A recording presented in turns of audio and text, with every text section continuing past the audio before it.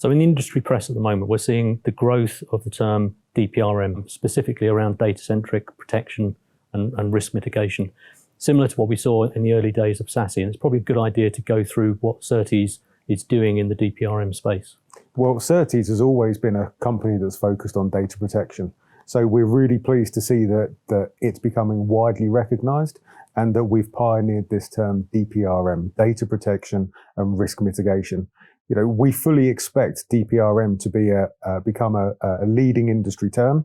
And the reason being is this focus around data is becoming prevalent, not just because of the number of data breaches that are happening, but because of the regulatory controls and the regulatory risks that now exist to make sure that it's really taken seriously as an area of business concern. You know, we've seen risks on the table for many years now in terms of financial risks. We've seen brand-related risks. Obviously, people don't want to be associated with organizations that don't take data security seriously. But more so, what we're seeing now is this focus on individual liability for the C-suite of organizations that are handling sensitive data. So yeah, DPRM, or data protection and risk mitigation, is a term that we're going to see fly in the next year or 18 months. Yeah, I think the interesting thing is that in the industry press and forums, people are now saying that data breaches are inevitable. Everybody is accepting that a data breach is inevitable. Yet the approaches they have to prevent it are exactly the same approaches they've used for the last 20 years, and they have breaches as a result of it. So do you continue doing the same thing, or do you look at this problem from a different direction? That's what DPRM is doing. It's looking at the problem from a different direction. It's taking the approach that if the attackers are after your data, does it not make more sense to protect your data rather than just try and build a bigger wall around your business? So DPRM focuses security around the data itself, so that no matter where that data goes, the data owner is the one who's in control of it. It can go over any service provider, any network, any cloud, and the data owner knows that only the intended recipient can actually see that data. Even if an attacker does exfiltrate that data, the data is useless to them, valueless, and they'll go off and find a softer target.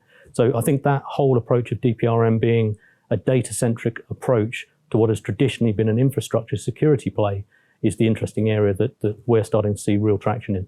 Yeah, I think it's really interesting.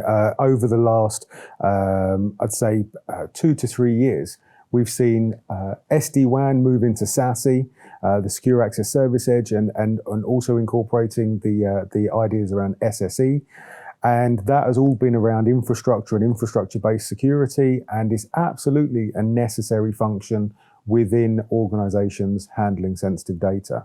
But what that's also done is highlight the fact that actually data is sort of left out in the cold, if you like, that whilst our infrastructure is taken care of, we're almost saying that because the infrastructure is secured, that actually the data that runs over the infrastructure should inherently be protected. And obviously that's just not the case. So what Certes has done is to look at SASE and SSE and the benefits around what those services deliver in terms of protecting the infrastructure. And we've pioneered this complementary DPRM to look at, well, how do we handle the data? How do we protect the data? How do we ensure things like least privilege? Only people that should have access to data do get access to data. And what that's enabled us to do is to take a similar approach to SASE, which is build a framework of capabilities that delivers DPRM. So what we've now got is SASE for infrastructure and DPRM for data.